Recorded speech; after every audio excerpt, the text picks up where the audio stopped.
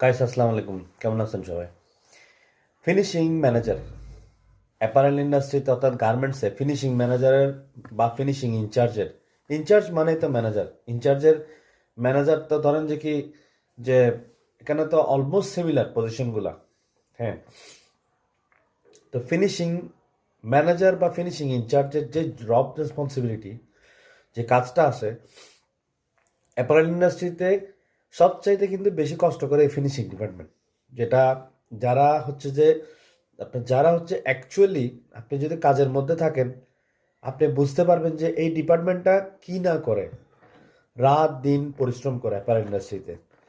অথচ এরপরও মনে করেন যে কি এরা অনেকে আরো ফ্যাক্টরি ভিজিট করতে যায় বা ফ্যাক্টরিতে গায়, বা অনেক দিন ধরে এই গার্মেন্টসে দেখতেছি যে হ্যাঁ, এই লোকগুলো আসলে অনেক কষ্ট করে। তো আপনাদের কষ্ট আসলে কেউ, মানে এটা কি বলে, এটা ইয়া করার মতো না। হ্যাঁ, তারপরও একটু হচ্ছে যে আরেকটু গুছাই চললে অনেক কিছু আছে যে কি মানে সুন্দর হয় জিনিসগুলা। তো এটাই বলবো যে একজন ফিনিশিং ম্যানেজার বা ইনচার্জের জব রেসপন্সিবিলিটিতে আপনাদের কি কি আছে, কি কি জিনিস হচ্ছে আপনি অনুসরণ করলে বা বলার সময় যদি একটু প্রোয়াক্টিভলি বলেন। হ্যাঁ, ধরেন কোথাও ইন্টারভিউ দিতে গেলেন, বা অনেক সময় যে কি অডিটের ইন্টারভিউ হয় আপনার ফ্যাক্টরিতে, এফসিসি অডিট গেল বা কোয়াফা অডিট গেল। হ্যাঁ, বা মনে করেন যে কি আরএম অডিট গেল, যে কোনো অডিট গেল, এনি কাইন্ডস অফ অডিট। হ্যাঁ, বা মনে করেন যে কি কোনো ক্যাব ভ্যালিডেশন হইল, আপনি জিজ্ঞেস করতে পারে যে একটা ফিনিশিং ম্যানেজার বা ফিনিশিং ইনচার্জের জব রেসপন্সিবিলিটি কি। তারপর তখন হচ্ছে ওই জিনিস সময় আপনাকে লাগে। সো আসি, চলেন ডাইরেক্ট পয়েন্টে চলে যায়। এক নাম্বার হচ্ছে যে কি, সবসময় হচ্ছে যে কি আপনাকে মোটিভেশন করার মতো আপনার কাছে পজিটিভ স্কিল থাকতে হবে। এক নাম্বার হচ্ছে প্রোভাইড পজিটিভ মোটিভেশন। অর্থাৎ ধরেন যে কি আমি একটা, প্রথমে আমার একটা গুডস, আমার ফিনিশিংয়ে যখন লেআউটে আমি যখন ধরাবো একটা গুডস, ধরেন একটা বটম প্যান্ট একটা ধরাবো, এটা ধরানোর সময় আমার অবশ্যই এটার ফাইলের সাথে এটার যে কি কি পয়েন্ট আছে সবগুলো পয়েন্ট নিয়ে আলোচনা করতে হবে সবার সাথে সামনাসামনি বসে। আপনি যদি এটা আলোচনা করার আগে যদি স্টাডি করে নেন, আপনার 5-10 মিনিট সময় যাবে। আর যদি স্টাডি না করেন তাহলে এখানে কিছু খুঁজেও পাবেন না। 2 নাম্বার হচ্ছে যে প্রমোট টিম ওয়ার্ক। আপনাকে টিম ওয়ার্ক করতে হবে, সবার সাথে মিলে কাজ করতে হবে। আপনি যখন ফিনিশিং বস হবেন তখন আপনার সবাইকে বসতে হবে, সবাইকে নিয়ে সবার মতামত নিতে হবে। কিভাবে করে লেআউটটা করলে, কিভাবে করে আউটপুট টেবিলে 2-3 জন বা পিছন থেকে একজন কমায়, বা কোনো একটা স্পেশাল প্রসেসে কোনো একটা পকেটের মধ্যে আপনি দেখলেন যে টপ স্টিচটা ইনসাইডে চেক করা লাগতেছে, এটাতে ব্রোকেন হওয়ার সম্ভাবনা বেশি। এই ধরনের করে আইডিয়া বের করে আপনি টিমওয়ার্ক করে আপনি লেআউট সাজাবেন। 3 নম্বর আসেন, ট্রেনিং দেওয়ার একটা ব্যবস্থা করবেন। Responsible for training, ongoing development.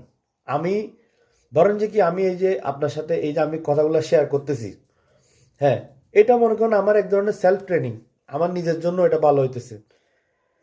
হ্যাঁ, তো ট্রেনিং জিনিসটা হচ্ছে নিজের জন্য। আপনি যখন একটা গার্মেন্টস নিয়ে যখন ক্লক ওয়াইজ নিয়ে কথা বলবেন, টপ ডিফেক্ট নিয়ে কথা বলবেন, প্রোডাক্টিভিটি নিয়ে কথা বলবেন, প্রোডাকশন নিয়ে কথা বলবেন, চেকের সিস্টেম নিয়ে কথা বলবেন, হয়ে গেল তো ট্রেনিং। ট্রেনিংয়ের জন্য আবার ওই যে আহ, কাজের মাঝখান দিয়ে মানে এক জায়গায় নিয়ে যায় বসায় রাখি ইয়া করা। হ্যাঁ, ট্রেনিং হচ্ছে যে আপনি একটা ফিডব্যাক নেওয়ার সময় একটা সময় করবেন, একটা ম্যানেজমেন্টের সাথে বসে একটা সময় বের করে আপনি এটার একটা টোটাল ফিডব্যাক নেবেন। উইকলি নিতে পারেন, 15 দিন পরে নিতে পারেন, মাসে নিতে পারেন, যে আমি আপনাদের সাথে কথাগুলো বলছি, এই আপনাদের কিরকম লাগছে। সেই জন্য হচ্ছে ট্রেনিংয়ের প্র্যাকটিসটা রাখবেন। 4 number, manage the activities of the production department. আপনার প্রোডাকশন ডিপার্টমেন্টের প্রোডাকশনের কিছু রুলস আছে। আপনাকে একটা প্রোডাক্ট দিল, এটা ঘন্টায় কত প্রোডাকশন দিলে শিপমেন্টও করতে হবে না। তো শিপমেন্ট করার জন্য হচ্ছে আপনাকে অ্যাক্টিভিটিসগুলো কীভাবে ম্যানেজ করবেন, লেআউট সাজাবেন, এই অ্যাবিলিটিটা আপনার মধ্যে থাকতে হবে। 5 নম্বর হচ্ছে ডেভেলপস গোলস। আপনার একটা গোল থাকতে হবে, লক্ষ্য থাকতে হবে। আমি এটা এতদিনের মধ্যে স্টাইলটা আমি শেষ করব, আমি এটা ভালো একটা এই যে ওকিউএল দিব, আমার ওকিউএল টার্গেট বিলো 2, হ্যাঁ, বা বিলো 3 কাস্টমার অনুযায়ী আমি ওকিউএল দিব। ওকিউএল জিনিসটা হচ্ছে আউটগোয়িং কোয়ালিটি লেভেল, অর্থাৎ থার্ড পার্টি হোক বা ফার্স্ট পার্টি হোক, ফাইনাল ইন্সপেকশন করার পরে যাতে ডিফেক্ট কম পাই, আমি ভালো গুড শিপমেন্ট করব। নাম্বার 6 হচ্ছে develop, define and lead the implementation of plan. আমি যে প্ল্যানটা, আপনি যে গোলটা যেটা সাজাইছেন, এই গোলটা কি করতে হবে? আপনাকে ডেভেলপ করতে হবে। আর ডেভেলপ করার জন্য কাজ করতে হবে, মনিটরিং করতে হবে। Number 8, maintain the knowledge of existing manufacturing. আপনার যেটা হচ্ছে যে আপনার যে কাজ, আপনার যা যা আছে ভাই, আপনার টেবিল আছে, আপনাকে টেবিল দিছে, লাইট দিছে, আপনাকে কাজ করার জন্য জায়গা দিছে, আপনাকে ট্রলি দিছে, এসব কিছু সুন্দর করে ব্যবহার করে কাজ করতে হবে। এক্সকিউজ দেওয়া তো যারা ফিনিশিংয়ে কাজ করে আসলে তারা এক্সকিউজ কমই দেয়। তারপরেও এক্সকিউজ দেওয়ার মতো আসলে সুযোগ নাই।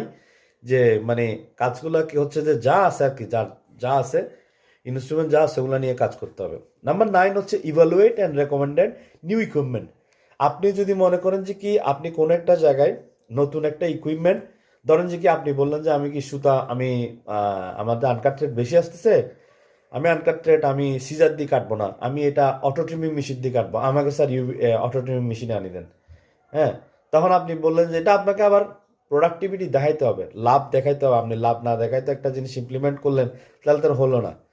নাম্বার 10 হচ্ছে define and communicate performance expectations. হ্যাঁ, আপনার হচ্ছে যে আপনার সবার সাথে যোগাযোগ থাকতে হবে।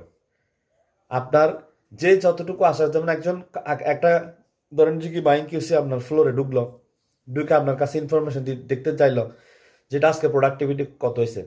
একজন দৌড় দেন ডানে, একজন দৌড় দেন বামে, একজন চলে যায় পিছনে, একজন বলে ফাইলে ছিল স্যার একটু আগে, এখন নাই। এইভাবে করা যাবে না। ডাটা আমার ডেলির ডাটা, মিনিটের ডাটা, সেকেন্ডের ডাটা, সেকেন্ডে আমার আপডেট থাকতে হবে। হ্যাঁ, আর এ হচ্ছে যে শেষ, এগুলো হচ্ছে বেসিক। হ্যাঁ, এগুলো হচ্ছে বেসিক জিনিস। আর এখানের মধ্যে হচ্ছে আপনার মনে করেন যে কি আপনাকে ডেইলি টপ 3 ডিফেক্টস মিটিং করতে হবে। তো ফিনিশিংয়ের মধ্যে টপ 3 ডিফেক্টস কী করবেন সকালবেলা? এখানে তো কেউ ডিফেক্ট বানান, ডিফেক্ট ছাড়ে। যারা ডিফেক্ট ছাড়ছে, যে কিউসিগুলো ডিফেক্ট ছাড়ছে, ওদেরকে সকালবেলা সর্বোচ্চ যে 3 জন, ধরেন কি ব্রোকেন, স্কিপ, তারপরে অয়েল পাইলেন রিপোর্টের মধ্যে, হ্যাঁ, অ্যান্ড টেবিল রিপোর্টে, এগুলা কে কে ছাড়ছে প্রসেসগুলো তো মেনশন থাকবে। যে কিউসিগুলো ছাড়ছে ওদেরকে ডাইকে ওখানে দাঁড়াই সাথে সাথে ক্লকওয়াইজ চেক দেখাই দেবেন। কোনো চিল্লা চিল্লি না, কোনো বকাঝকা না। কারণ হচ্ছে যে আপনি ট্রেনিংটা হচ্ছে, আপনি বুঝাইতে না পারলে ভুল করবেই আপনার স্টুডেন্ট। এটা হচ্ছে আপনার রেসপন্সিবিলিটি, আমার রেসপন্সিবিলিটি, আমরা যারাই কাজ করে। আপনি যখন হচ্ছে যে ওই লেভেলে, managerial level, GM level, senior level আপনি যখন চলে যাবেন, তখন আপনাকে এটা বুঝাই দিতে হবে কাজটা। তারপর হচ্ছে যে আপনার এখানে টপ সিরিজ মিটিং করে এগুলো করতে হবে। এবং এটা মানতে কত ওটিএস, অন টাইম শিপমেন্ট। আপনার শিপমেন্ট অবশ্যই অন টাইম হইতে হবে। আপনি একটা গুডস ভালো চেক করতে যাই একবারে ফালা দিলেন, এটা হবে না। হ্যাঁ, তারপরে একটা হচ্ছে যে ফিনিশিং, বসের মধ্যে যে অ্যাবিলিটি, এটা মেইন হচ্ছে যে কি আপনার যেটা বলে ability to direct and supervise others, objectively evaluate performance. ওই সবগুলাই কথা যে আপনার সক্ষমতা থাকতে হবে সব কিছু করার, সোজা কথা। ধরেন যে কি আপনি অনেক স্কিল হইলেন, আপনার অনেক আইডিয়া আছে, এখন আপনার মধ্যে ম্যানেজ করার মতো অ্যাবিলিটি নাই। একটা স্টাইল পাইলে স্টাইলটা নিয়ে আলোচনা করার মতো অ্যাবিলিটি নাই। এটা দিয়ে পারফরমেন্স দেখানোর মতো অ্যাবিলিটি নাই। এই স্টাইলটা পাওয়ার সময় আপনি কি করলেন? এই যে কথাবার্তা বলতে হবে, ট্রেনিং দিতে হবে। ট্রেনিং মানে কি? ট্রেনিং ছাড়া কোনো কিছুই নাই। ট্রেনিং অবশ্যই লাগবে। ট্রেনিং মানে এটা না যে কারো বসায় রাখবেন যে ওইটা না। ট্রেনিং হচ্ছে কাজ বুঝাই দিতে হবে আপনাকে। কাজটা কিভাবে বুঝাবেন? টেকনিক্যাল ওয়েতে কাজ বুঝাই দিবেন, অন জব ট্রেনিং যেগুলো বলে। তারপর হচ্ছে ডেভেলপ করার জন্য, লোকজন ডেভেলপ করার জন্য, যেমন সুপারভাইজার, আপনার কাছে 10 জন সুপারভাইজার আছে, আপনি সুপারভাইজারদের স্কিল বাড়াইতে হবে ডে বাই ডে। হ্যাঁ, আর একটা জিনিস হচ্ছে আপনি যখন অডিট, যেমন অডিট পারপাস আপনি ধরেন যে কি আপনি কি ডকুমেন্ট রাখবেন আপনার কাছে। 1 number, wash goods inspection report. আপনার যদি প্রোডাক্ট যদি ওয়াশের যদি হয়, তাহলে এটার ইন্সপেকশন রিপোর্ট রাখবেন। তারপর হচ্ছে গার্মেন্টস ময়েশ্চার চেকের রিপোর্ট রাখবেন আপনার কাছে। ইনসাইড চেকের রিপোর্ট থাকবে, টপ সাইড চেকের রিপোর্ট থাকবে, গেট আপ চেকের রিপোর্ট থাকবে। লেআউট অনুযায়ী কিউসিদের রিপোর্টগুলো তো থাকেই। মেজারমেন্ট চেক রিপোর্ট থাকবে। মেজারমেন্ট চেকটা কিন্তু ক্রুশিয়াল। মাথার ফিনিশিং ডিএচইউ রেকর্ড থাকবে।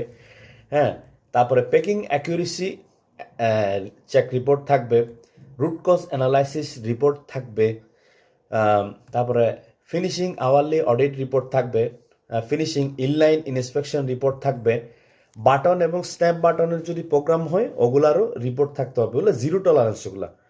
হ্যাঁ, তারপরে ফুল টেস্ট মোকআপ থাকতে হবে। ফিনিশিং রিজেকশন রিপোর্ট থাকতে হবে, প্রিফাইনাল ইন্সপেকশন রিপোর্ট থাকতে হবে, ফুল টেস্টের মোকআপ থাকতে হবে, বাটন অ্যান্ড স্ন্যাপ ইন্সপেকশন এটা আছে, ডেলি নিডেল মেটাল ডিটেকশন চেকের রিপোর্ট থাকতে হবে।